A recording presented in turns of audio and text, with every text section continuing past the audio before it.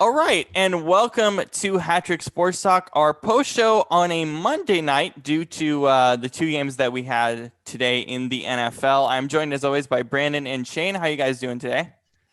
Doing well, doing well. How about you? Pretty good. How about you, Brandon? Pretty good. And then we are joined by David Radu, who's one of our members in our football league and in our basketball league that's coming up. He is standing in for his brother, Paul, who is technically our co-commissioner. He is standing in as we are doing a draft lottery for our fantasy basketball draft coming up in a couple weeks now. David, how you doing today, man? I'm good. I'm doing good. Especially super well after this really nice Sounders win. That was a crazy win. We'll get to that in a moment after we do this lottery. So here's why we decided to do the lottery system. So Paul and I have been sort of discussing how we do this league a little bit differently than the football league. We have a Discord server where everyone in the league is there, mostly everyone, to have more communication. And then, so in our football league, it did get randomized, but it was also weird that I had the number one pick as the commissioner, even though it was randomized. So we decided to be a little bit more creative, have a little bit more fun, and do a lottery for the fantasy basketball draft. Each team is assigned 10 numbers. I'm assigned number 1 through 10. David's team is assigned 21 through 30. Brandon's team is assigned 31 through 40, and Shane is 41 through 50. So we're doing 1 to 100, doing a random number generator from 10 to 1. David, I'll let you do like 3 random spins first, just to sort of show how this works. And then we'll actually get the lottery on the road. Sure. All right, let's get to it. So we'll have 3 random spins first. This is the first one. Let's see, 34. Okay. Second one. Yeah. 81. All right. Third one, 93. Okay. So that's sort of how this is going to work. Let me pull up. So like 93 is James of Thrones, which is Jackson. So we'll go through that and we'll go through 10 to 1. Let me see. I might need a pen or something to write down who gets what pick. That'd But probably be good. just to like make sure. I'll put it in digital writing as well, just so it's extra official. Yep, perfect.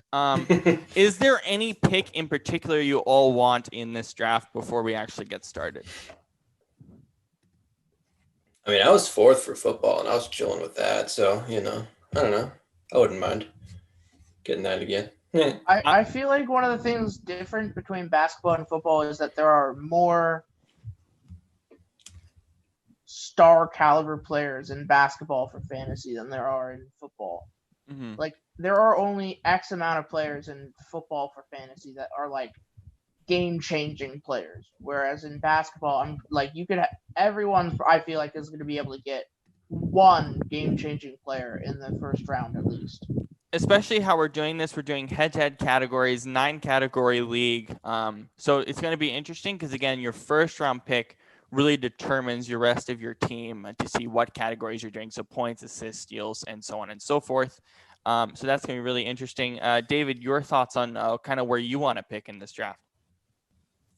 Yeah, honestly, I don't know. I wouldn't be too upset with obviously one of the top couple picks, but I wouldn't, I'd be okay with like towards the bottom half of the first round as well. Maybe try to sneak Steph in the bottom half of the round. We'll see.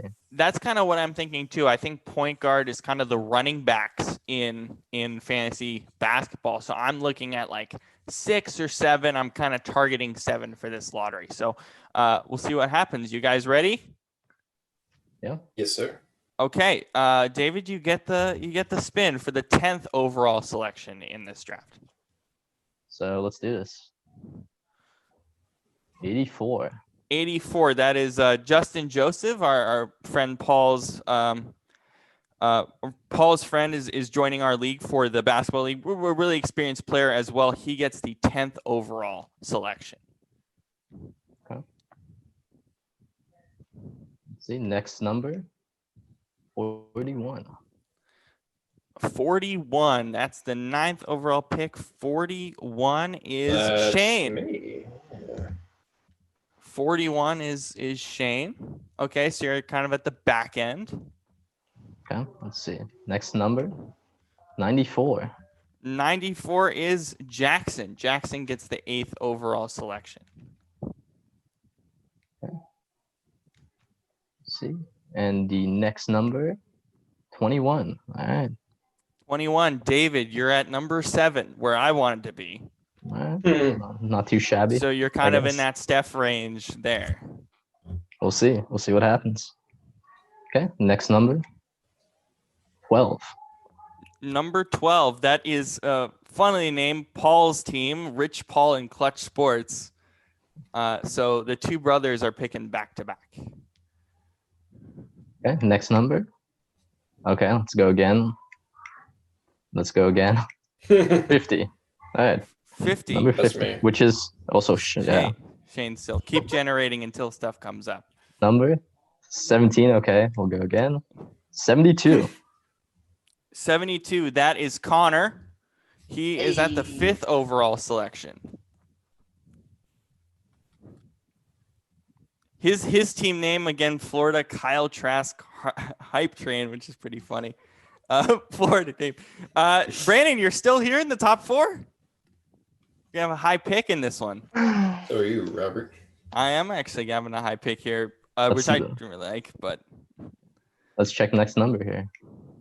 87. We already did that. All right, next number. Mm-hmm. 33. Alright. We already got. wait, no, No, 30. that's we Brandon, don't have yeah. 30s. Yep, we do not have that. Brandon, you have the 4th overall selection. You know You're what? I'm picking right chilling. by I'm chilling. You know, next to Connor. Yeah, lots of 4 was a lots nice of pick. lots of good options there. You know, Of course, I spent my very nice 4th pick on Michael Thomas. 'cause- and Well, not I Derrick have. Henry. All right, Keep let's going. see this next number here. 97. We already did that. Let's see. Wait, 73. who's still? We already have that. Wait, Uh, hang s- on. Who's still available? So me, Yep. I'm still in.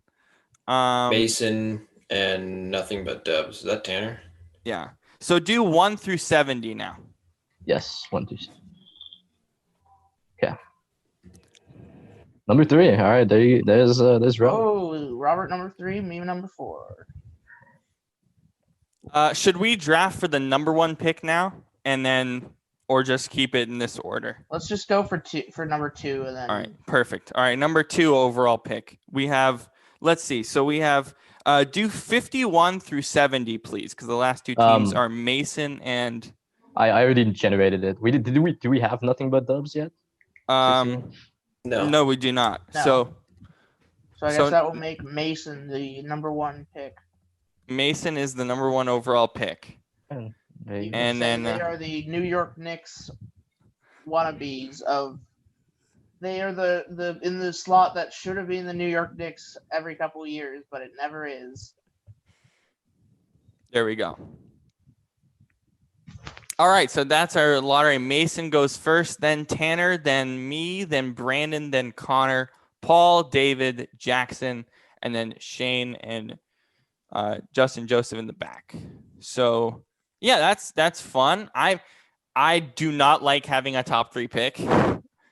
I'm not a huge fan of that, but Trade if you'd like. you cannot trade draft picks. Unfortunately, this is not Dynasty. I was joking. Kind of. Yeah. So, David, you and Shane are in the back. What do you both of you feel about kind of being in the back end of this draft?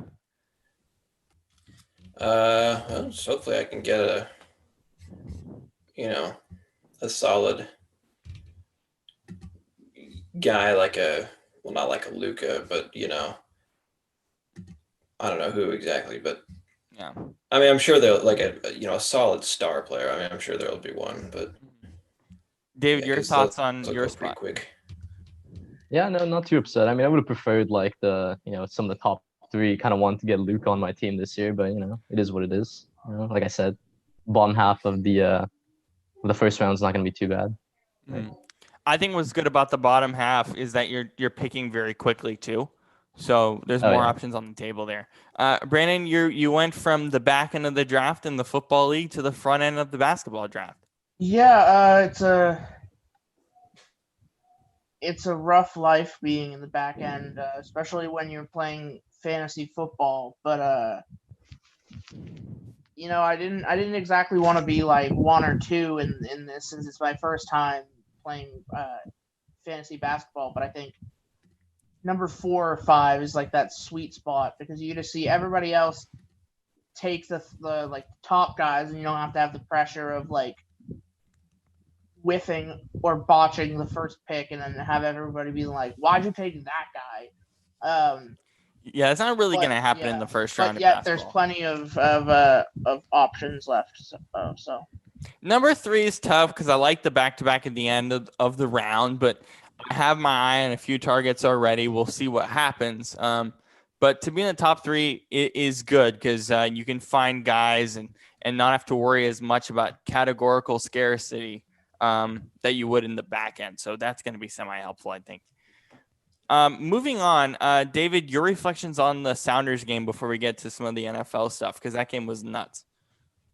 That game was absolutely nuts. Well, the Sounders started off well. We had a good possession. We were good in the last attacking third, but we just couldn't like generate any shots on goal, especially in the first half, even through like the first 60 minutes. It was really, we only had like 1 shot on goal. I mean, we did have that 1 goal taken away right at the beginning of the second half, so we started out much better. But yeah, really, we didn't have enough attacking in the final third. But eventually, in the last 15 minutes, we were able to, with our substitutes, we were able to get some fresh legs on, and we were able to actually like get some shots on goal, and that's what led to the 3 goals. Mm-hmm. Yeah. That's something interesting with the Sounders too. I don't know if this has been the case, particularly in the playoffs, but they really are a counterattacking team more often than not. Am I correct on that? Yeah, no, we do push the ball pretty quickly. But what's interesting is these last 2 goals actually, our second and third goal came off of corners. So that was good. That was good that we were able to like get those shots on goal, because I mean our first goal came from like kind of like a half counter, but the last 2 we were able to stuff them out off set pieces. So. And then we got the crew now. What challenge does Columbus bring to this club? Yeah, Columbus has they have really good forwards, really quick, really they drift into spaces a lot, and I think our center backs have done they've done a pretty good job in terms of like staying with forwards and like making sure they don't like drift into space. That definitely didn't happen in this game either. Both of Minnesota's goals were also off of set pieces. One of them was a free kick goal, direct free kick goal. The other one was a header off of a free kick. So we've been doing well, like really well in terms of defending, like the counterattack and forward. So I think in terms of defensively, I think we have a good structure to be able to hold them back. All right, good stuff. All right, let's go through some of the NFL games here. I first want to start with that Steelers game. Brannan, you feel pretty vindicated today, don't you? Oh, yes, I feel glorious. I have been, I would say, for about 5 weeks now, something like that. I've been coming on here both on the Friday and Sunday show and saying, these Steelers are frauds, and I keep saying it over and over again. And what does Robert say? He says, "Oh no, they're good.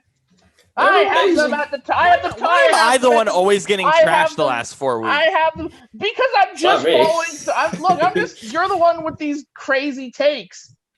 But I'm just. I mean, I'm that just wasn't saying, a crazy take. They were undefeated, it's reasonable. Shane, but here's the thing. Shut up, Brannan. It's a pretty crazy. Shane, shut up. It's a crazy take.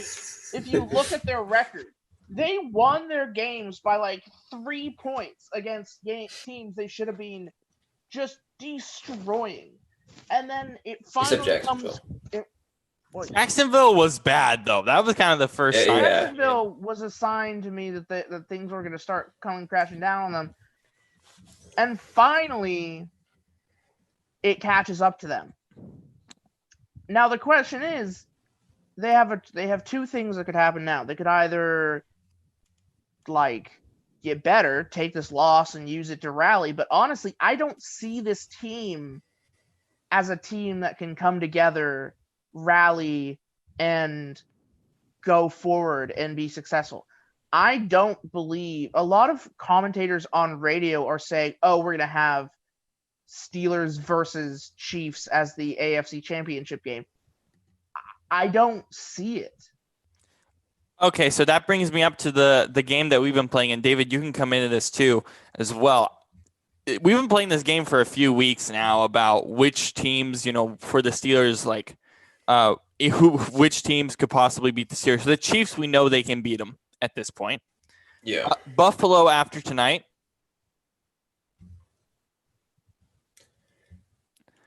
Maybe, especially if they don't have a solid running game. I think because Oh, it was that's terrible like, today.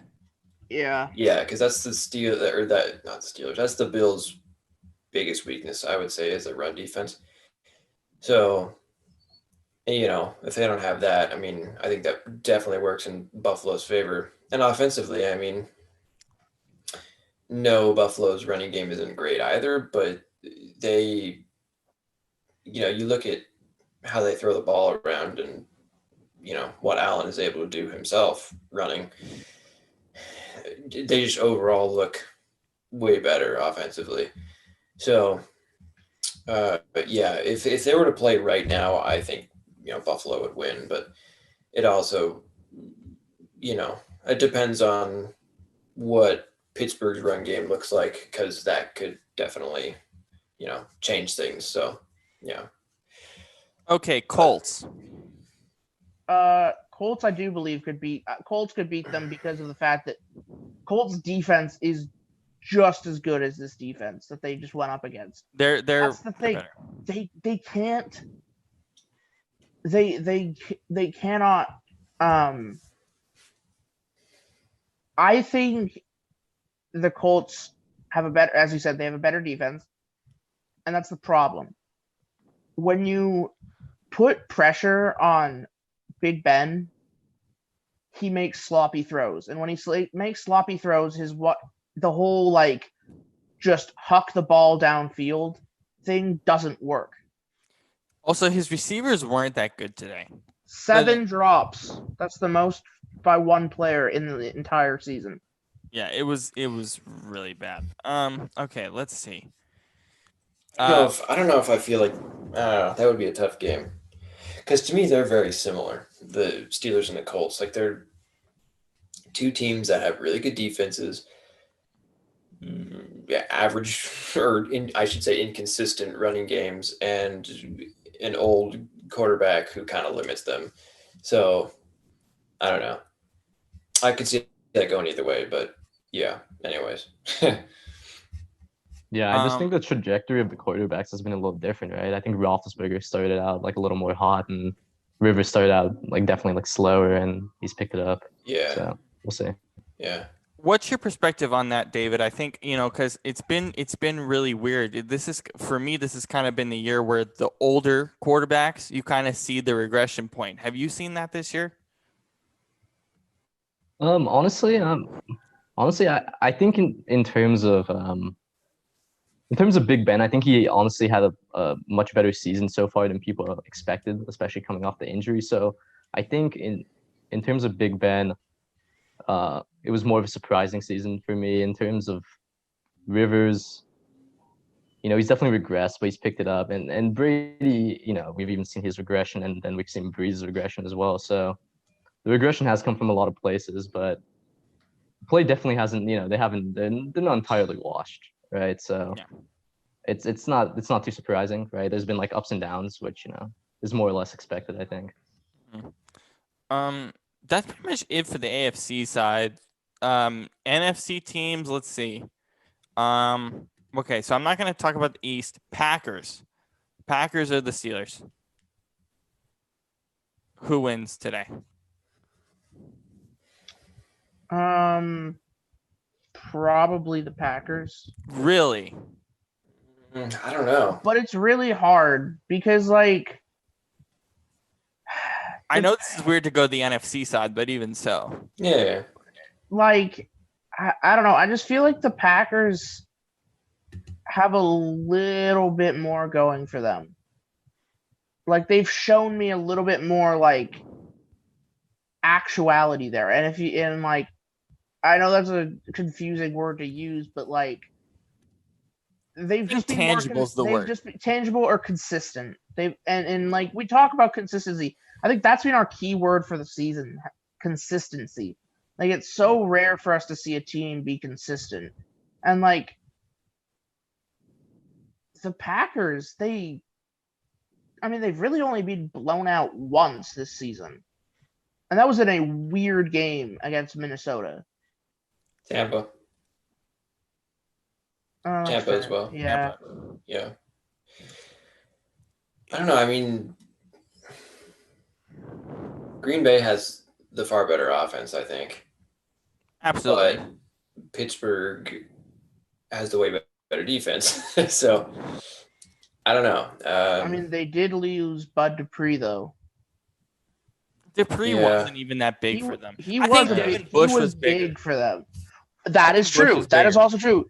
But what you have to remember is like pieces over time add up, and like the Seahawks know this.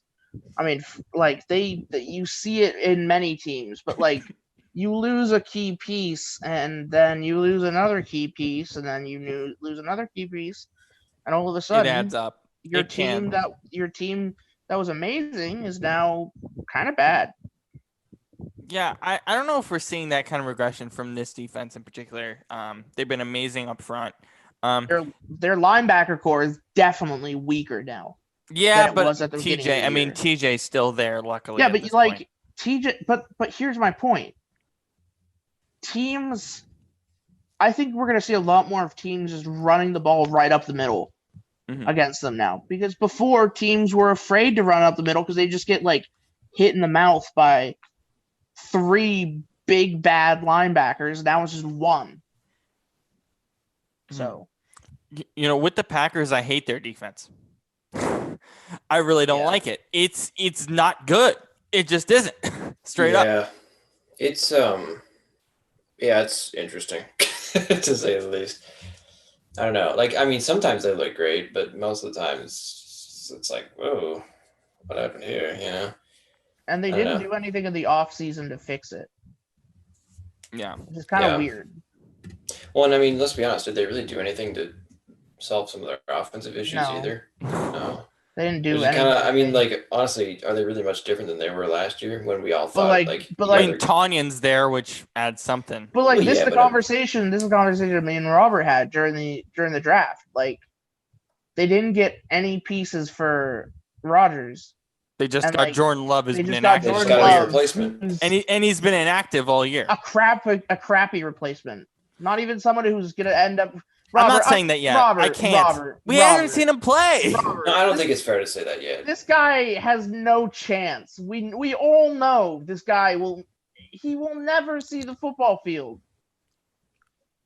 I think that's a little rash. Robert. That's massively rash when a guy hasn't played at all.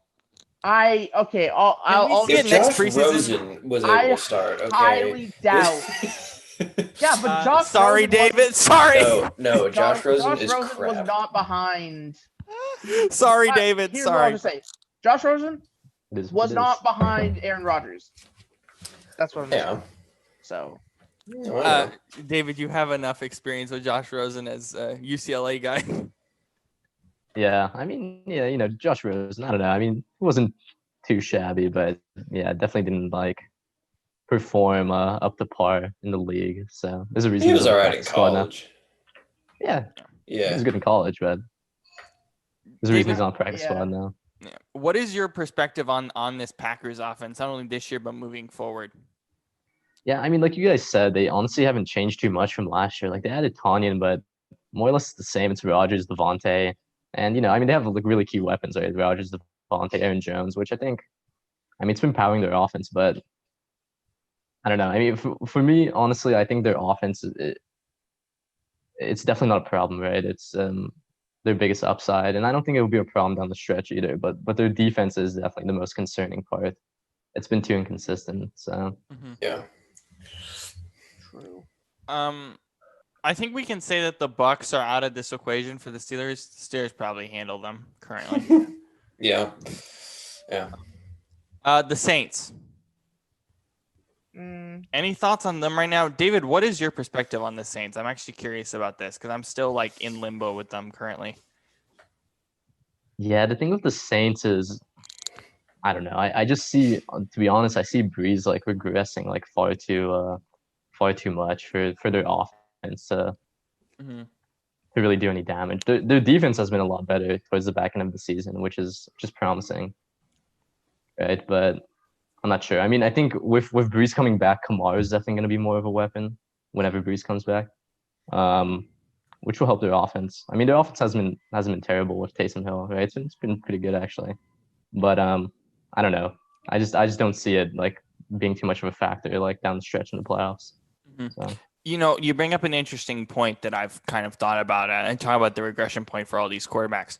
Drew Brees, why do you feel like he's regressed? What signs have you seen in the games he's played this year? It seems like he can't throw the ball like super well downfield, to be honest. Like, I know it's a lot of dump downs to Kamara, maybe like some short crossing routes, right, to Michael Thomas, but it seems like he's not able to like really throw it like super accurately down the field. He doesn't throw it deep. Yeah, He kind of Exactly. looks like me when I'm playing Madden. Just doing like slants and dump offs, just like get the fastest players you can, draft the fastest guys you can, and just do dump offs and like slants and fades and So Steelers against them, you think the Steelers beat them? I think the Saints win pretty easily, actually. yeah. Why do you feel that way? I don't. Here's the thing, like, yeah, the Saints don't have a good deep ball from any of their guys because Breeze, as David was saying, Taysom Hill just he's just not quite there yet, or I don't know yet, but anyways. And then Jameis, I mean, whenever he throws deep, he just throws a pick, so that's not going to work out. But but like other than that, I mean, I think the Saints are are a really good team. You guys have been saying last couple of weeks that you don't think they're that good, but I disagree personally. Like I think that they have the best chance to win the NFC. To be completely honest, Did you watch the game against Atlanta yesterday? That was Yeah. brutal. Like No, I know. that was Oh, not. okay. That's a third game Not in a row every- where they've looked not great. I'm Like, pretty sure they had blowouts the last two games. I mean, but hang blowouts don't make a team look great though. Like blowouts are great, but The like thing is, how they've done you that a lot. play. right. But like the thing is, like you can play bad and still get a blowout. Because if you're playing against a bad, Right, like we saw that with Jacksonville, right? Well, what about Tampa? Tampa has a really good defense, and they shut them out with 3 points, and I guess and they they're like scored top 10. 35, 38. I don't know. My whole thing on the Saints is David's point. Honestly, for their whole team, it's just I don't know what Breeze is if he's not a deep ball thrower on this roster on this team. I just don't. That's fair. David, what is your perspective on the NFC as a whole, particularly some of the top end teams? Yeah, honestly, I don't know. It seems like most of the teams are like at the top are pretty evenly matched, to be honest. I don't really see anyone like emerging as a clear front runner. So yeah, I mean, because in terms of if we think the teams at the top, right? The Seahawks obviously have their difficulties. The Rams. We'll get there. Yeah, the Rams have been looking good, right? Their defense is good. Their offense is fine. The Bucks, they're more of the same, right? It's we've seen some inconsistencies both like their defense and offense. Like their defense is pretty good, but then like their pass defense has just been horrible the past like couple games. So we'll see. I don't really see like anyone emerging as like the front runner in the NFC right now. They more or less like all seem like they have their own problems. Yeah. Yeah, that's the thing. They all have like a big hole, right? And like Seattle, offensive line is terrible. The Rams, their offense as a whole is just inconsistent. Some days I don't know what I'm getting. Yeah, right. Green Bay, their defense is weak. Tampa, right? Their Offense is pass just- defense is inconsistent, and their offense is strange. Yeah. You know, I mean, it's like Yeah. Arizona, same kind of thing. I think as the season goes on, what Robert said a couple weeks ago about whoever makes it from the NFC not really having much of a chance of winning. if it's the Chiefs. If it's the Chiefs, I think it's Which I feel like, I mean, I had this conversation with Shane off the air like 2 nights ago, and we both came to the conclusion, I think it was you, Shane, that we talked about the It Chiefs. might have been me. And I'm but- pretty profound, you know. yeah, I know. But basically, I had this conversation with either Shane or it was with my friend Connor, who's also in the basketball league. But basically, we came to the conclusion that we believe the Chiefs were just gonna like bulldoze their way to the Super Bowl, because like Yeah. there's not much competition, like in the AFC side, and honestly, whoever makes it there from the NFC is not gonna have a good time. They're just, I don't see it happening because all the teams that are good in the NFC are flawed. Like every single team is flawed. There's no matchup for the Chiefs this year. David, you and I were watching, a good portion of that game last night with the Chiefs on Sunday Night Football. And I did mention a comment to you, like, okay, this offense, and Brandon spoke about this as well, how this offense is not like as profound, but it's still very productive. What are your feelings on the Chiefs after that game last night? Honestly, so that was definitely a slow game for the Chiefs. Maybe a bit of an off day, but I think the Chiefs are definitely the most complete team right now. I even yesterday with like a slow game, their offense is still extremely like proficient, like with Mahomes, and like even when they get a low back too.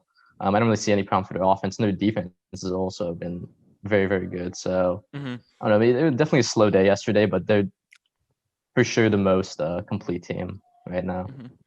With their defense, and this is something that we saw last year with the Chiefs, in their Super Bowl run, that was interesting, is that like it seems like their defense just doesn't really matter if it's good or bad.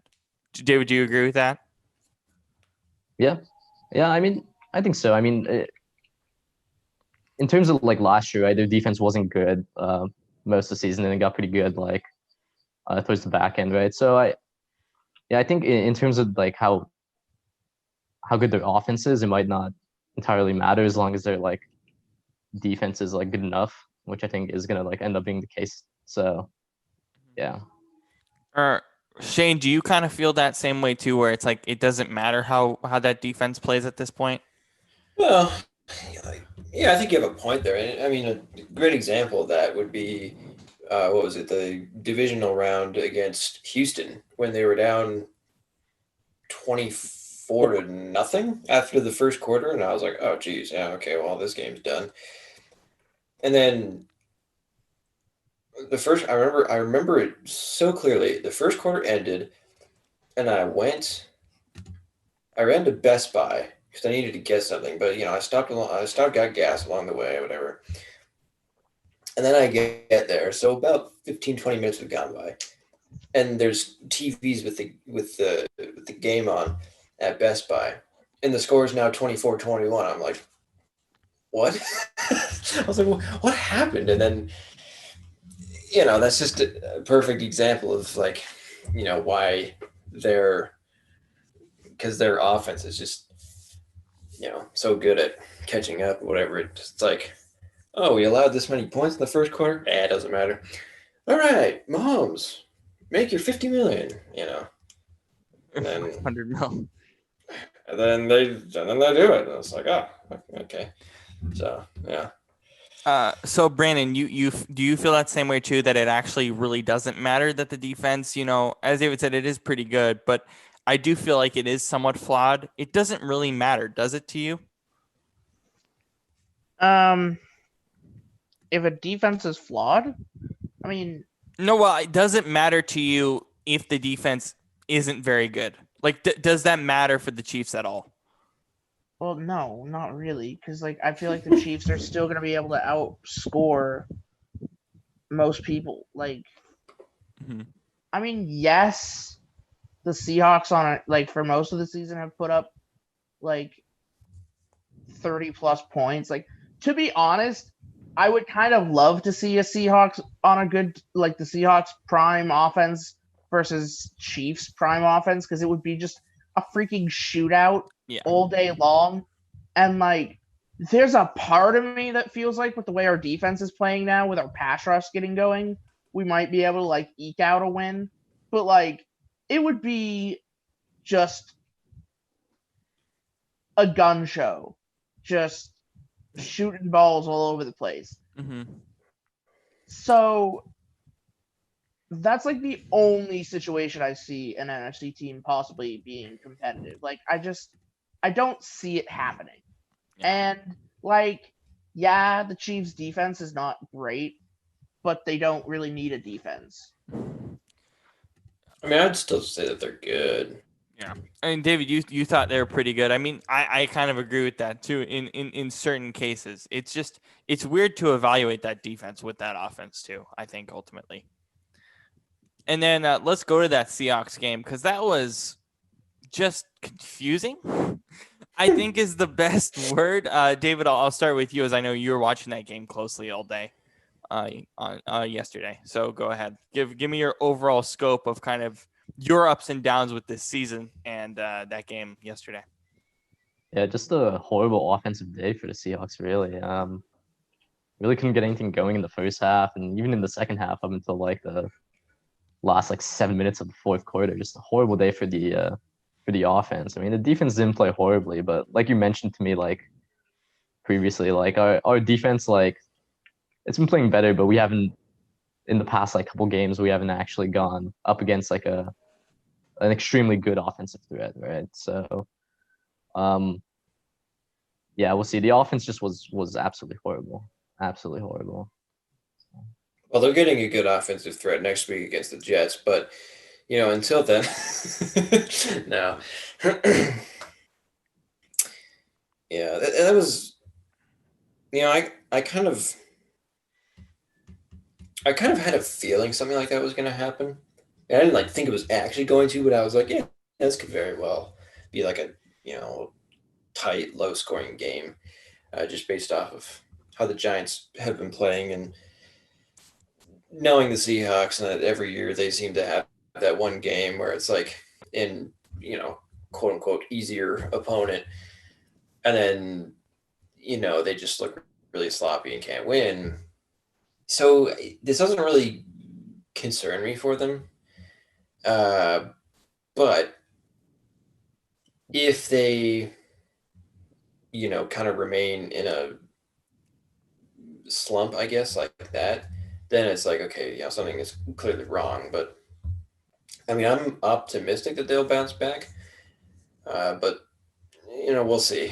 And as for the Giants, I mean, I think they have a decent run at maybe winning the NFC East. I like Washington a little more. Same. I at actually this like them very a lot moment. more, because I think their Yeah. defense is ridiculous. I think their defense alone can beat a good portion of these NFC teams. Like, it wouldn't surprise me if they win a Right. playoff game.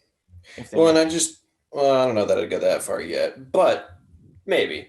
Yeah, especially if they're at home. But anyways, yeah, it's one. Also, I mean, the fact that I think Alex Smith, even though he's definitely past his prime just with his age and injury history and whatnot, I still think he is a little bit better than Daniel Jones at the moment, whenever he returns healthy. And not to mention Antonio Gibson is doing really well for them. Toe, he'll be out a couple of weeks, it seems, though. So that's gonna be Oh, interesting. true. Well, yeah. Anyways, I'm just looking down the road here, but yeah, I don't know, but it could go either way. But anyways, Before I go to Brandon, I think there are a couple interesting things that happened yesterday with the Seahawks that have been different than past years. First of all, Pete Carroll in his press conferences for the first time ever in 2020, have actually been noteworthy for the things that he's saying. So let's go to the Bills game, for instance, right? That game was a debacle on all fronts, right? Yeah. And he flat out said, "Oh, that was like the worst football ever." And then he comes out of the press conference yesterday and basically says something very similar and says, I haven't seen an offense play that bad ever, those kind of things. The more I start to think about it with the Seahawks team, the more I think this is what this team is, unfortunately, because I've never seen Pete say those kind of things before. And then, two, I also look at that Rams game as well, because I think Russell had a few picks in that game. The more I think about it, the more I think this Giants game is actually more concerning than it looks on the surface, maybe. But Brandon, your thoughts on sort of Pete Carroll's comments throughout the year and sort of your reflections on that frustrating game yesterday. Yeah. Yes, Pete did say it was the worst game, but at the same time, I kind of wanted him to be like he's still doing the same thing where he refuses to like really show us how he feels. Mm-hmm. Because you have to believe that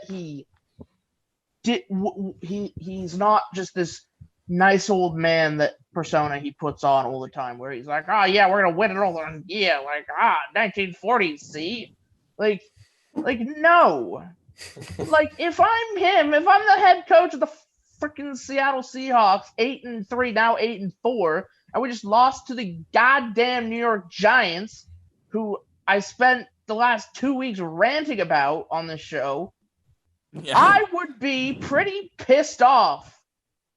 Because, frankly, this team is better than losing to the New York Giants. I mean, there were so many things wrong with that game. Our O-line was a just revolving door, which, honestly, I've seen a lot of people ragging on Russell Wilson about that game. It's a little hard to make your decisions when you have 2 seconds to look down the field and then you have to run around. Like, you have to admit that, Robert. Like, I agree. It was I agree. literally a revolving door. It was brutal. No, I agree with that. I There's do. a large one guy point- that's 6'6" and 300 pounds is sprinting full speed at you, Yeah, trying to kill you. At one point in this game, I saw literally 2 guys who were blocking one dude get like just opened up with the guy going right between both of them, and just they opened up like a gate. And I'm like, I literally was like, what do you expect him to do? What do you expect him to do when that crap is happening? Like, our defense actually performed fairly well for, I'd say, about 60% of the game until Gallman had that huge 50-yard run. And after that, we just couldn't get it going. I honestly understand where Pete was coming from when he was asked about the punt when instead of kicking the 50-yard field goal. He said the wind was in their faces, and so it wouldn't have been a feasible field goal.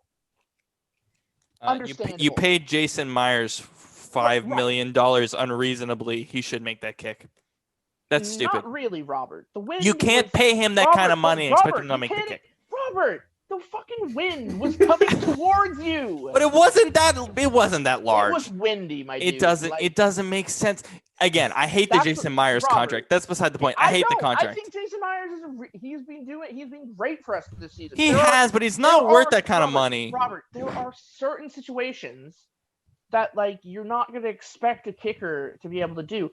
However, the one situation I did have a problem with in this game was the 4th and 1 where they threw the ball instead of running it. And apparently Pete said after the game that, oh, Chris Carson's foot isn't entirely healthy. Which is reasonable because I don't think it is at all. But my God, There's a I'm guy named pretty Carlos Hyde. right. Exactly. Also, I'm pretty certain that Chris Carson with a halfway healed foot can get 1 yard. Just put Hyde in there and he'll probably get it. 1 yard. 1 yard. That's all you needed. So honestly, Put Snacks Harrison back Right. there. Just having some I think Snacks is in the practice squad. So. Yeah, having some time to like really think over this game. Yes, it's a disappointing loss, but do I think it's gonna like completely just destroy the whole season? No. What I would love is for our team to pull their head out of their ass and actually realize that, okay, you had your big like trap game loss that you have every single year as the Seahawks get every single year. Now do what you do every single year and go out there and win the next 2 that you usually win after the trap game loss. So hang on. So trap game losses. Let's look at this a little bit more. Arizona, we said was a trap game loss. I don't think that was a trap game I loss didn't anymore. think it was. I Not thought it anymore. wasn't At the time. At the time, I never thought it was. No, I did not. And the reason at the time I thought it was, but like looking back on it, that was just a loss. Like both teams played well. Yes, they made some dumb mistakes at the end, but that wasn't a trap game. Arizona looked a lot better at the time. Right. This game was a trap game. I'm starting to down. disagree. What do Because you I think mean? it's I thought that last night and then now I'm like, no, it wasn't. Well, Because this team feels like the 2019 Seahawks, where it's like there are games where they just don't feel right at all. And it that's happens a trap too much. game. Like, But it happens. We think about Robert, a trap game too. Like Buffalo, I thought was even a trap no, game too. That's not a trap game. I thoroughly expected the Seahawks to lose that game. Not as bad as they did. David, what is your perspective I on mean, they only lost by trap 10. game Yeah. that we're thinking about? What are your kind of your thoughts on that? Yeah, I mean, I don't know. This game definitely does seem like a little bit of an anomaly in terms of like how the offense performed, right? And I mean, this, it does look like the defense is getting better, but like we've seen like for most of the season, right? The offense needs to hold this team up, right? And that obviously didn't happen yesterday. And I think it is, I think it is an anomaly, like in that regard. But I'm not sure. I think we really have to see like how the Seahawks like bounce back against a really bad like Jets team next week. To kind of see like their trajectory for the rest of the season. Mm-hmm. I kind of feel like they're going to be angry, but David, what were your kind of thoughts after that Arizona game and after that Buffalo game? Did you sort of feel that there was some kind of trap game mask in those two, or am I kind of wrong on that? I don't know. I mean, I don't think the Cardinals game was, honestly. I think just, yeah, both teams played well, and at the end, like the Cardinals came on top. The thing with the Bills game is the defense was what they played very poorly, right? So, and like the worst they've probably performed all season, right? So, I don't know. I think it just, especially the Bills one, like really exposed like the flaw of the Seahawks defense. So, I don't know. The Bills game might be a trap game, maybe, but I don't see the Cardinals game as one. But I do think like the Giants game is a trap game, but we'll see. I don't know. I'm a little bit iffy on it. I don't. Yeah, I think the next few weeks are going to tell a lot for sure. Let's move on to those Jets though that we'll see next week against the Seahawks. What was that? That was tanking for Trevor. That was tank. No. I don't think that. I don't. I gotta say this. I don't believe that was tanking. I think that was Greg Williams being his usual Greg Williams self and being a dumbass. That man blitzed the house on a 4th and like. Third. He blitzed all the corners minus one and the safety. The house on a third down when all you need is one stop, basically. Like, He's either really stupid or he like just sabotaged like the game. Like I don't know. Like he wanted the Jets to Maybe lose. both. Maybe it's- both. I don't he's know. probably stupid considering they fired him. Like, but the thing is, he'll get hired by someone else. I think he shouldn't, because Oh, I mean, The I don't Seahawks? think he. I don't oh think. god, I don't I think don't he want should to. be hired by anyone because of his role History. in Bountygate, but or in It's Bountygate, but Yeah, there's Bountygate, more than but, like, Bountygate too. right. He just has a history. Like, I mean, I've seen him on Hard Knocks and some of the things he said, and just Oh like god, he's the just- Browns Hard Knocks he's- though. yes, he's just all around not a great dude, and At least his coaching style is just doesn't make any sense. It doesn't really work in 2020 football. I mean, I just have to ask the question, like, what is the Jets this year? Like, who are they? Do they have like people? A lot of people say, oh, they'll get a good quarterback and then they'll be fine. Personally, I actually don't think they should. I think they're not even going to target Tua Or I- Lawrence. You or mean Trevor Lawrence. I don't think they're going to target Lawrence. I believe that they are happy with the quarterback they have. And I think they are going to use that first round pick, that if it is the number 1 pick overall, I think they're gonna trade it, acquire more picks, and then draft. Miami style. Yeah, they're gonna go Miami style, trade down in the first round and acquire a bunch of picks, and then just go ham like Miami did.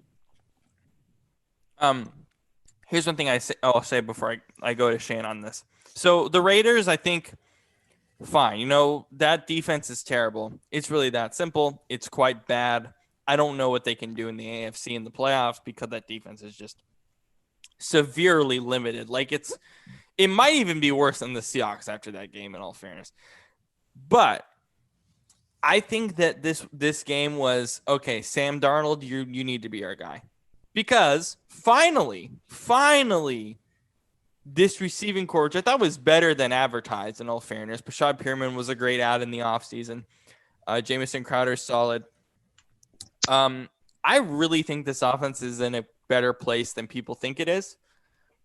And I think Darnold and this offense finally showed why. I'm now firmly in the camp that Trevor Lawrence, while he will be incredible, he is not needed on this team. They need linemen. They need offensive linemen more than anything. But Shane, your perspective on Greg Williams and that entire Jets game. Yeah, I mean, it's no secret I'm not huge on Darnold. but no, I think you are right. I mean, I don't think that, Trevor is gonna solve their problems. I think he would probably be more useful in a place like Jacksonville or Probably Chicago. Chicago, yeah. Chicago. That would be interesting. Anyways, yeah. But I don't know. I don't know why they did that on that play, going with the zone or the blitz. That's just, football 101 on a Hail Mary. On defense, you don't go blitz. You only rush 3 and have everyone else go deep. So, or sometimes a lot of teams, I've seen this sometimes too, where it's like they don't even rush at all. They just send all 11 guys deep, which that's a strategy too. But anyways, yeah, he was fired. Good for them, finally doing something right in that organization. I mean, the thing with the Jets is like, I think if they get the right coaching staff and they can really, because they have a lot of draft picks in the next couple of years here. They've got just from certain trades they made and whatnot. I mean, what did they have, like, what, 2-3 first-round picks this year alone?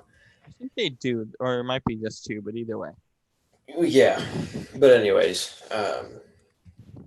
if they really take advantage of that and draft the right guys, I mean, I think, give them a couple of years and they really could start to turn around if they can get the coaching staff right. And I think if Darnold can play at the level they need him to, that will help a lot because, last year when he was healthy and he was playing well, the Jets didn't look too bad. I mean, they still weren't amazing, but didn't they win like 6 of their last 9 or 10 or something? Something that was like 2-3 years ago. Yeah.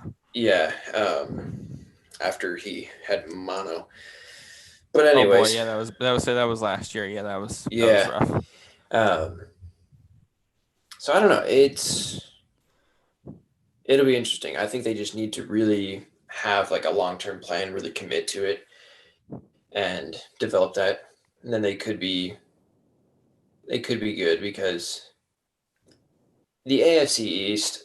I mean, let's be honest. We have no idea what that's going to look like in the next few years, just based off of how all the other teams are doing. I mean, other than Buffalo. Yeah, I mean, Buffalo, I imagine will still be good, but like Miami, we don't know if they're going to continue to be good or if they're going to have a weird quarterback situation and that's not going to work out and they're going to be bad again. New England, I don't think anybody knows what the hell is going on there, but nevertheless, it's yeah. I mean, I feel like it's very much wide open to an extent these next few years. So I don't know. It'll be interesting to see where they go and if they do go anywhere. David, 2 questions for you. 1, are you in the tanking for Trevor camp or are you in the keep Sam Darnold camp? I don't know. I'm a little iffy on that, honestly. I mean, I don't know. This team might not need Trevor, but I'm just not. I don't know. I'm just not sure how like good Darnold actually is, to be honest. Like, yeah, maybe he can potentially be like could have been developed a little bit better, and maybe still can, right? But I don't know. I'm just not sure how good he is. Like, but this team has other issues, like bigger issues they need to fix. That's for sure. But I don't know. And do you think this coaching job is attractive? If you're a coaching candidate, do you think this job is actually an attractive job? I think it becomes more attractive if they get Lawrence, honestly, than with Darnold. Like, I think it does. I think at the moment, like how it stands, like it's really not. But I think if they do get Trevor Lawrence, if they draft him, I think it becomes like much more attractive. Brandon, is this an attractive coaching job for you? I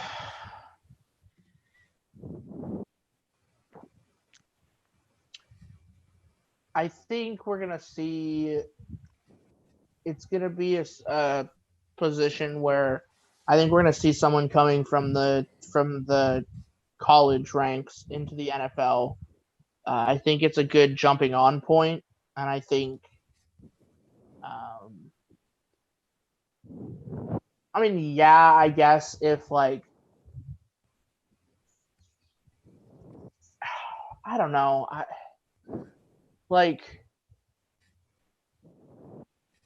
Travis could be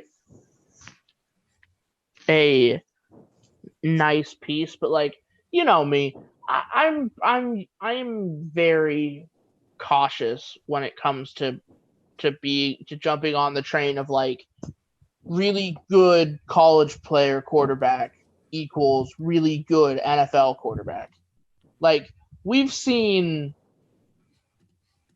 I think he's different though. I believe he's generational. I don't know. Like, it's fair. It is. I just so many, but like here's the thing, Robert. There have been so many college quarterbacks that have come out of college, and everybody has said, "Oh, they're generational. Oh, they're gonna be amazing. Oh, this, that, and the other." In the last 10 years, 10 years, there's only been 2 generational quarterbacks that have come out in the draft. 2. Andrew Luck. Didn't work out. Still rough on the edges on that. Trevor Lawrence. That's it. I don't. There's no one else. When you're talking about guys Bro, coming out, Robert. Russell Wilson Robert, definitely is generational. But I'm talking about Robert, here's the problem. He is at a team that is stacked. That's the case for guys like Joe Burrow too. Joe Burrow came out of a organization that was but stacked. like, do you think I don't think he's gonna be Joe Burrow's one thing. I don't think he is gonna be able to withstand getting basically murdered every game. Yeah.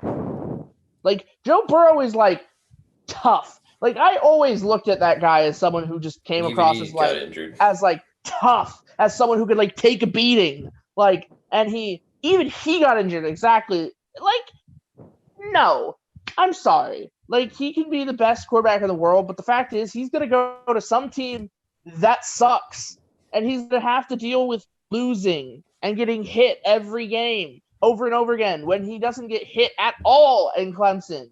Like he just doesn't. I don't really like the Jets for him for that reason. I kind of like the Jags for him. He's still gonna get hit with the Jags. He's still gonna get hit with the Jags, but Any of the teams I think the Jags actually play really hard, and they have a running back too. That is solid. They have, but here's the thing: he has more pieces to work with the Jets than the Jags. Like not offensively. I mean, you got DJ Chark. Chark. DJ Chark is the only piece they have. With Chris Conley's not. No. Chris Conley, Cole, like Keenan Cole, like they have pieces there that can be uplifted not with the right quarterback. Superstars. The only real guy who could be superstar material is DJ Chark. Yeah. Like, maybe I'll be wrong. I mean, I was wrong about Herbert. I mean, I was like the biggest hater in the world on Herbert. Didn't think he would make it, but look at him now. He's killing the game. I'll still stick by my guns that any quarterback that comes out of Alabama is going to be shit, but in college. But that's because they don't produce it historically. They don't produce good. They produce good college quarterbacks, but terrible NFL quarterbacks. All right, let's move on to another rookie quarterback that just got his first start. Carson Wentz, finally, I might add, got benched. David, I'll go to you first. What was your initial thoughts on the whole Eagles situation and to see Jalen Hurts go out there yesterday? No, honestly, it seemed like it was about time. I mean, Wentz has been struggling for quite a bit. I think it's good to finally see Hurts out there, and I think it's good to give him the opportunity, right, to see what he can do. I don't think it really helps the team right now in the short run, probably, but I think it was about time. And I don't know if the team does get better with him at QB, but with Carson Wentz and all his struggles, I think this is the move that they needed to make. So. Shane, your thoughts? Does Hurts make this team better? I mean, it's hard to tell right now, just after only playing for a third of a game, but I really want to see him play a full game because I think that'll tell us a lot. It's no secret I wasn't high on him coming out of college at all. I had him as a fifth. I had him as you. I had him as a fifth rounder. That's kind of where I was at too. I thought, okay, he'll be a good backup, but I don't know if he's starter material, right? And I still don't know if I feel that way, but we'll see. I mean, at least he brings somewhat of a rushing component, which helps, I guess. But their next opponent who's their next opponent? It's somewhat tough, isn't it? I don't know. I gotta look. I think New Orleans. Oh, I think. okay. So that would be. I think so that's. And we don't even know if Hurts is gonna start. And we're just pretty much assuming a lot of things on this pod, but just in general. Yeah. I don't know. I mean, I think I want to see him play a full game and then kind of evaluate from there. Yeah, so it's the Saints. Their last 4 is Saints at Cardinals at Cowboys versus Washington.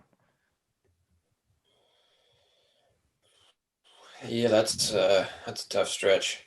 Other than the Cowboys. Well, yeah. I mean, even that, it's a Even the divisional game. Cardinals.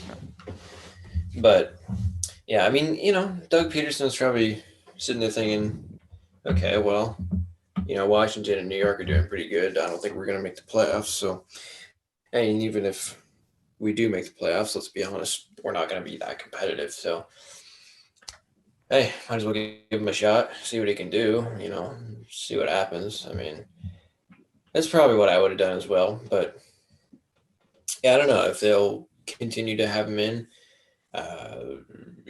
If they do, we'll just have to see. I mean, I don't know that New Orleans is the best game to judge him off of because it's New Orleans. So, but yeah, I don't know. It'll be something interesting to watch. Brandon, let me ask you a different question. Do you think Doug Peterson is on the hot seat? Yes.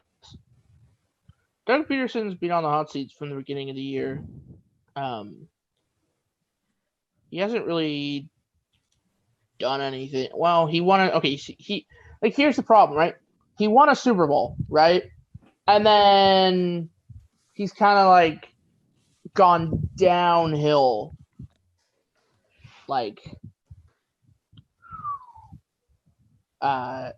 been a playoff team at least, but I mean, yes, they've been a playoff team, but they've been a NFC East playoff team. Right, they've been true. Uneventful, a doesn't win that many games playoff team.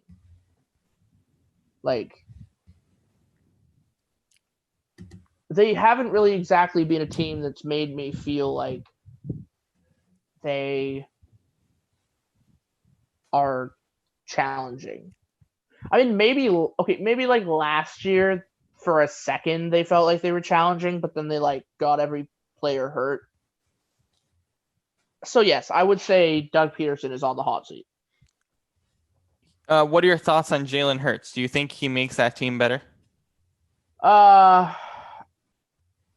mean, as Shane said, it was only a short little stint of action. I mean, to be fair to him, he did come in the game and then score a touchdown. So by definition, yes.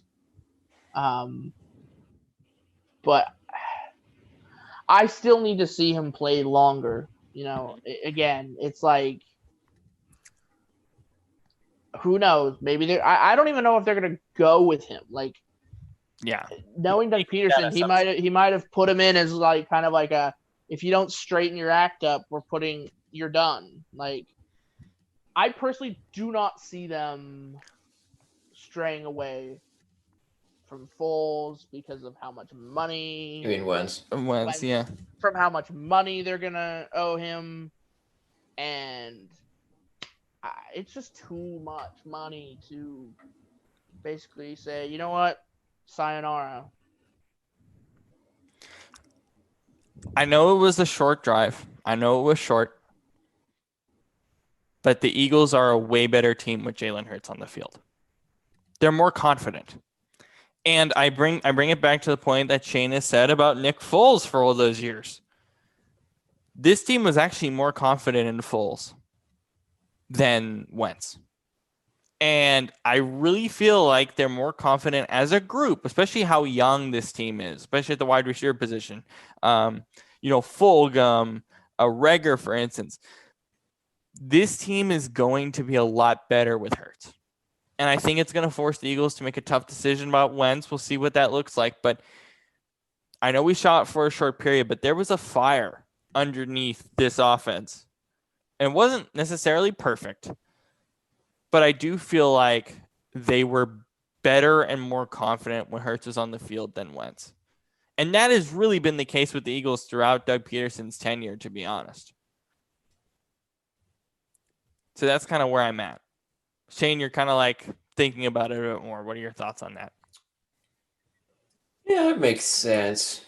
I mean, like you said, it was a very short drive. I want to see like a whole game with him. Then we'll talk. Yeah. Let's go on to another coach that's on the hot seat. Probably even more now, Anthony Lynn, after the Patriots absolutely killed them. Now, obviously, we've seen this with Bill Belichick and the rookie quarterbacks, and we'll get there. David, I'll start with you again. Your thoughts on Anthony Lynn and him sort of being on the hot seat. What are your thoughts on his coaching this year? Because it's definitely been rocky, if that's a good term. Yeah, no, I think he needs to be fired. Like, this team's been, I don't know, they just haven't been good, right? Even with Justin Herbert, right? Like, they haven't been good. Like, their defense has been bad too. I mean, honestly, like, after a bad loss like that, I wouldn't have even been surprised if he like got fired like right after, like, like today. Like, I mean, you can't even put up like any points against the Patriots. That's against the Patriots too, right? Yeah, no, he needs to be fired. Like,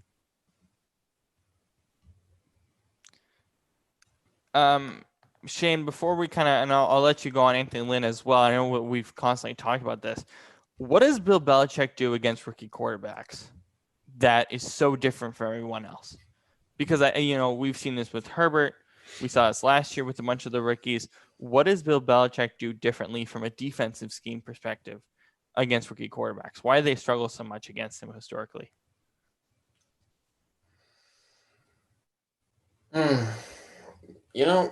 I really couldn't tell you, actually, if I'm being completely honest. I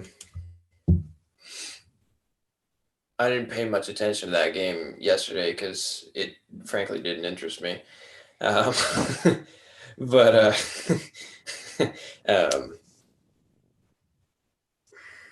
well, like who did they play last year?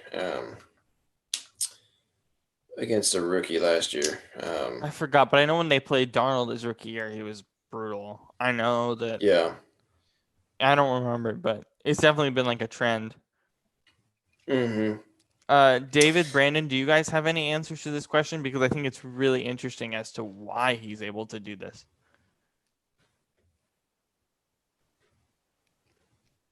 I don't know. I mean, like, overall, like, Bill Belichick's produced like pretty good defenses, right? They're definitely not like as good this season, but it seems like in the past, I don't know, like they've been able to like really like stop the run game, right? Like, their run defense has been really good, right? They've been able to stop the run game, like force to like their quarterback to like like hold up the offense, and like it seems like overall like they haven't been able to do that right, in most games. So I don't know, that might potentially be a factor. Mm-hmm. I think it's really interesting. Like Shane said, I think, David, I think you are right in that perspective, but it is tough. Like, it is interesting, but it's definitely something different. There's like a flustering aspect to it. Brandon, do you have any thoughts on why Bill Belichick does so good against these rookies? I'm not quite certain. I mean, part of it is like it's Bill Belichick, and he's seen everything like 1,000 times over. Yeah. And like I don't know, but that game was brutal. I think it could be. I think it has to do with the fact that, like you said, he's seen everything. Because I mean, he's been a head coach for over 20 years now, and so when some new guy comes in the league, everyone's like, "Oh, let's try and figure this out," But he's like, "Yeah, I'm Bill. Here's my defense," Boom, and then it's kind of like, I think it's also kind of a mental stigma too, probably, where guys are like, fresh in the league, and they're like, "Oh no, I'm going up against the goat of coaches, and what am I going to do?" And then they kind of panic. That could also be part of it, as the psychological aspect of football is definitely real. So I don't know. It's a multitude of things, I'd imagine, but I think at the end of the day, it's just his experience over everyone else that really helps him out. Two more matchups we're gonna cover. Brandon, I'll go to you for this. Are the Browns how far do you think the Browns can go in the playoffs? I think they're a 1 win and out team Why do you feel that way? because Baker Mayfield is a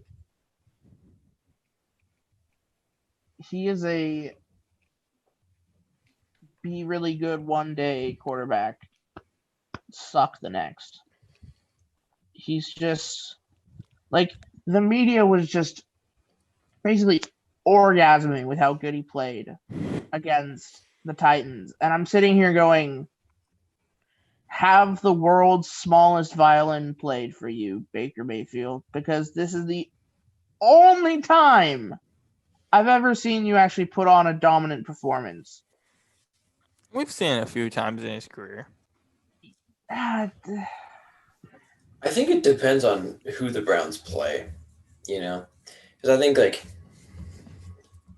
you look at the Titans, okay, well, they don't have a pass rush. So what does Baker do? He's got all day sitting back in the pocket, just looking around. I'm going to make a sandwich while I'm back here. Okay, maybe I'll throw now, you know? It's like, yeah, if you got that, I mean, geez, like, what are you going to do? Look like Joe Flacco? What would No. the Joe Flacco mean? I couldn't think of anyone else. Sorry, but anyways, you know, so I think it depends on who they match up with because right now they're I think the fifth seed right now or the I think so. fifth. Let's say they're the fifth, and the fourth seed at the moment is it Tennessee? Well, that's awkward. It might be. I don't know. Yeah, well, but you know, if they like, for instance, if their first game was against the Bills, I think they could have a decent shot at the Bills because the Bills' run defense is not good, and obviously they got Chubb and Kareem Hunt, which is a really really good 1-2 punch at running back, so they could win that. Kansas City, don't even bother. Pittsburgh, probably also not great. I don't know. I think it just depends on who they play, but yeah, I don't, you know, for that reason, I don't see them going. I see them going to like the divisional round, and that's about it. David, your thoughts on this Browns offense, that performance yesterday? Yeah, I mean, like everyone said, right? Like the Titans don't have a very good pass rush, and Baker had a bunch of time to like make plays. But yeah, Baker's too inconsistent. I don't know. I don't see like their offense going very far. I mean, if they're like, I mean, I know they run the ball a lot, right? So if they can maybe like, you know, like you know, excel in that, maybe. But just with Baker, I don't see it. Like, I don't see it happening. Like Shane said, maybe divisional round, but that's about all I see. Yeah, I kind of feel the same way. They're a weird team.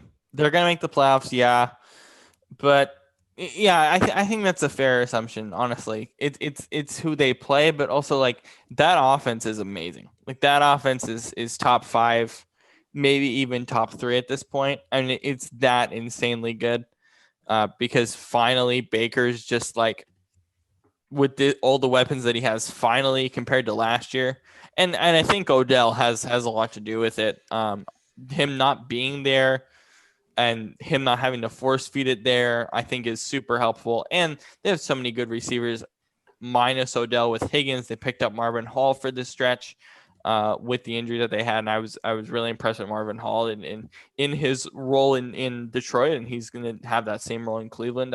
I love this offense, but again, an offense can only take you so far, and the defense is as bad as that defense is. So yeah, I think it is a matchup thing. I think they probably find a way to win a wild card, but other than that, when you play Pittsburgh or the Chiefs in the second round, I think you're going to have trouble for sure. I believe next week is Colts Titans. So that is going to be massive. I think whoever wins that game, and I think we'll get a better sense on what those two teams are as they match up again, because it's definitely been weirdly up and down for both of them for sure. Okay. Yeah, Shane, I'll go to you for this. So at the end of the Texans game yesterday, in that loss against the Colts, Deshaun Watson looked fairly dejected as expected. What is the future of the Texans right now? What is the future for Deshaun Watson? Because it doesn't look bright at all. And I think he's starting to realize that internally as well. Yeah. I don't know, to be honest. I don't know where they go from here. I was about to sneeze. I always do this when I'm saying something serious and profound. No. I don't like Houston. I think Bill O'Brien really dug him into a deep hole that they're going to have a hard time trying to find their way out of. And, it's good that they got rid of him, but I'm afraid it may have been too late.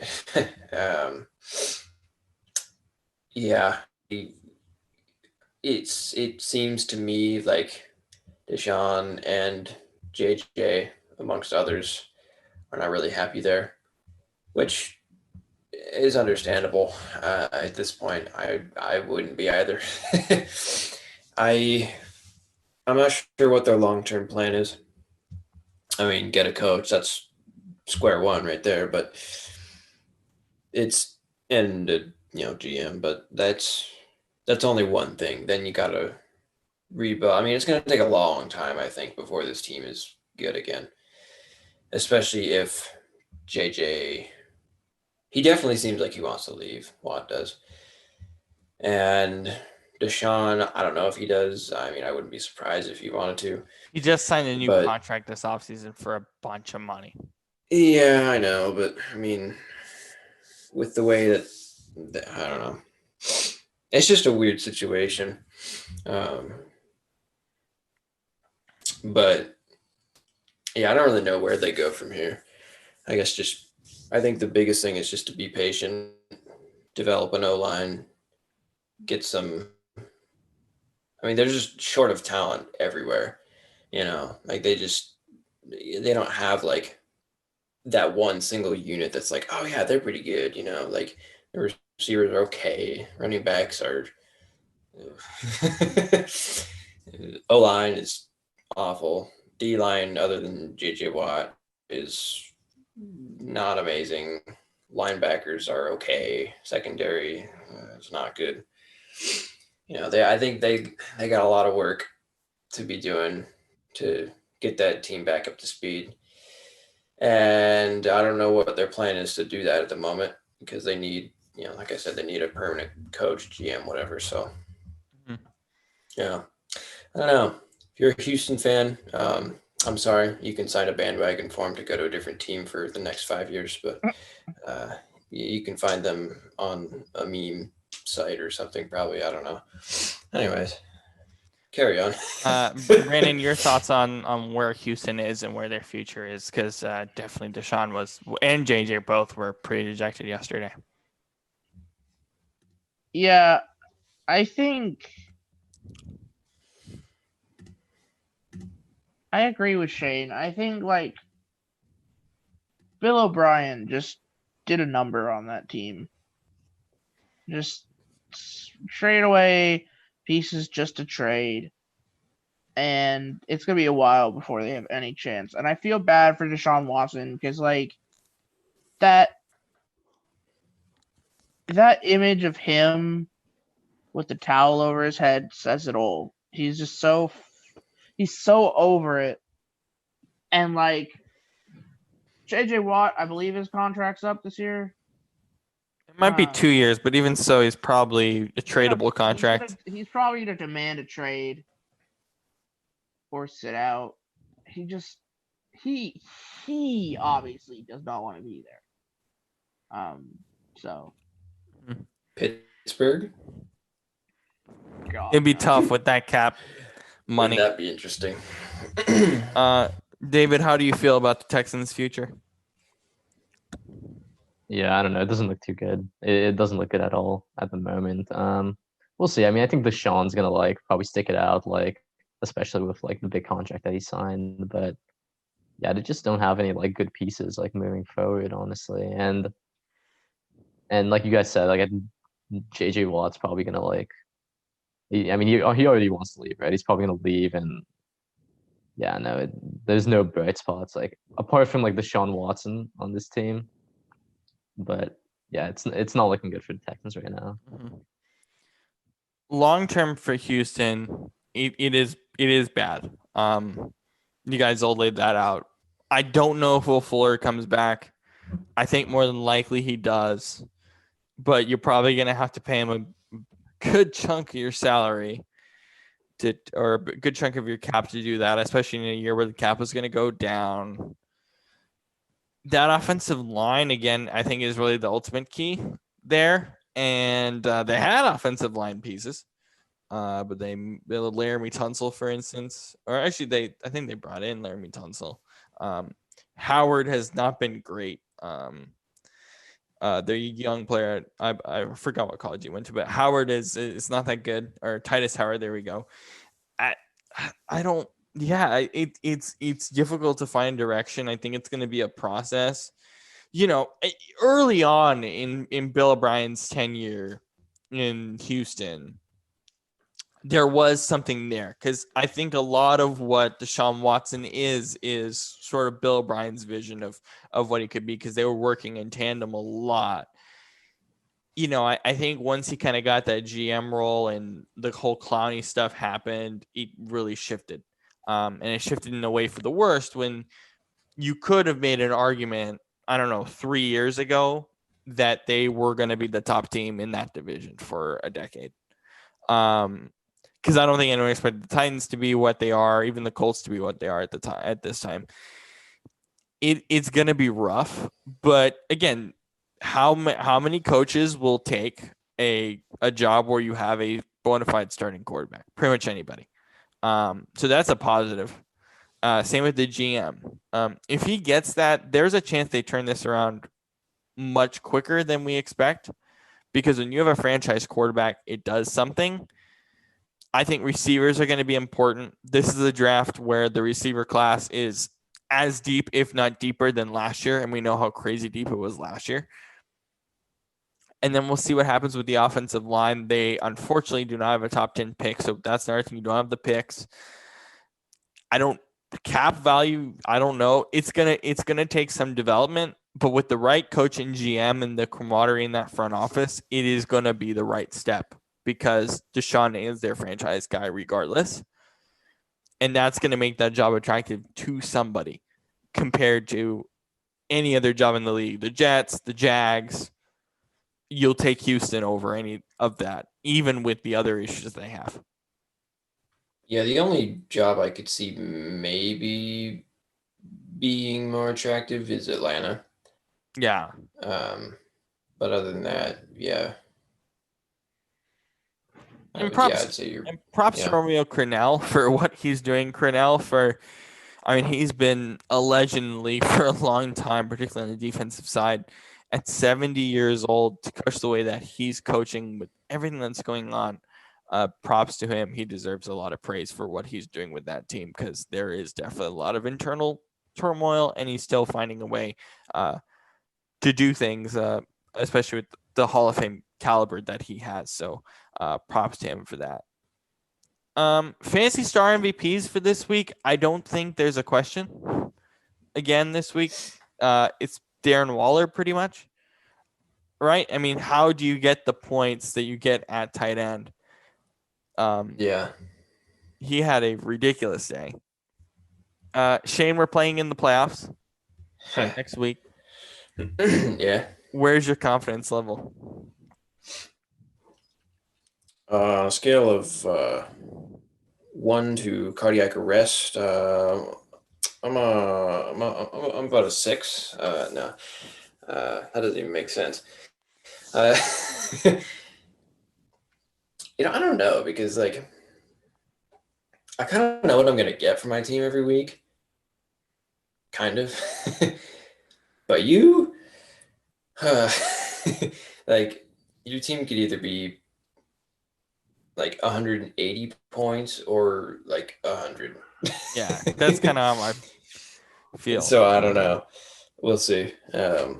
But if I don't win, it's whatever. It is my first year, so I wasn't expecting to win,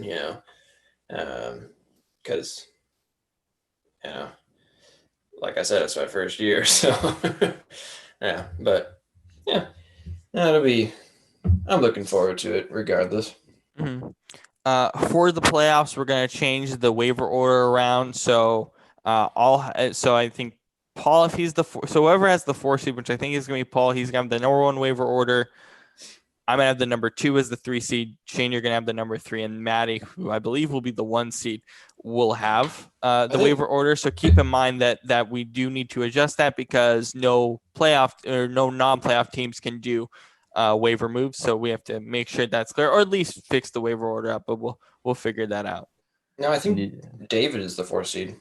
No. So it's still Paul. So Paul actually he would have the 4th seed because he has more points scored than I do. So unless I beat him by 60 with with having left Zeke and the Ravens defense, which is not going to happen. But okay. it is what Yeah, I it see is. what Yeah, you Paul's mean. going to be the 4th seed. Mm-hmm. David, what is your reflection on your season? You won our league last year when we did a league with just you, Paul, and I, and you found a way to win on the back of Kenyon Drake. What did you learn this year in your second year of doing fantasy football? Yeah. Well, I don't know. It was definitely a frustrating season. Like, I started out really strong, and then just my team just became not so good. Like in the final stretch of the season, before this week I lost 4 in a row. Like my team just didn't perform well at all. And it sucks. It sucks because like a lot of like my players that are supposed to carry my team, like Zeke, just became bad. So we'll see. I mean, maybe next year I'll, instead of like trying to like stick out both like players, if they start going through rough stretches, maybe try to trade them away, get better assets. We'll see. Like maybe change my strategy up a bit. Yeah. Brandon, you had a pretty bad stretch the last few weeks. Playing me, and then I think you played Maddie last week. What is kind of the biggest thing you learned now that your season has officially come to an end as well? I was just plagued with injuries this season. Like the whole season was rough. I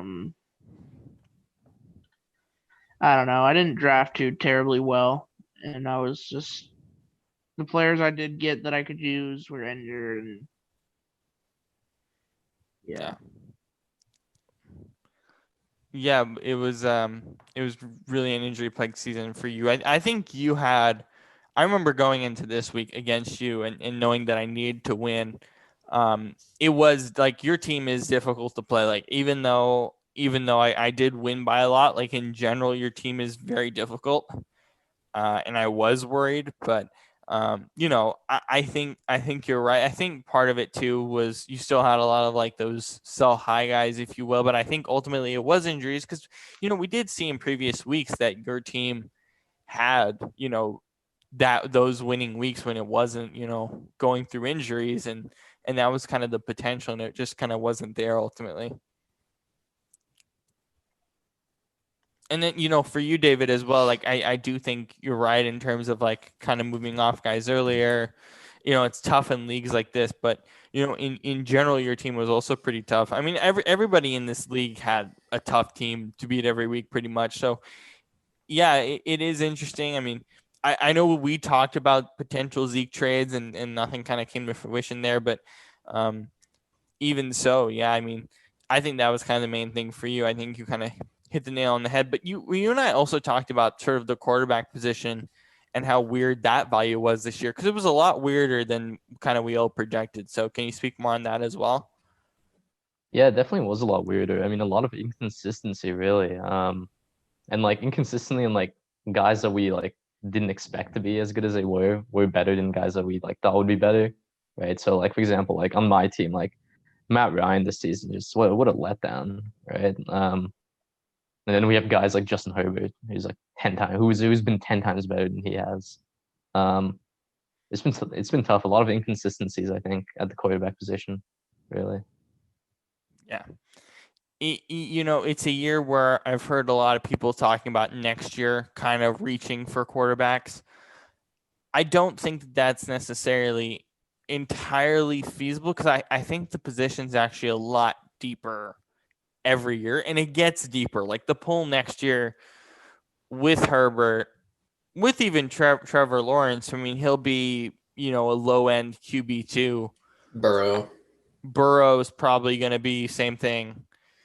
There are going to be more options. I think the depth is going to get bigger, but I do think there is some merit next year if you want to reach for quarterback value.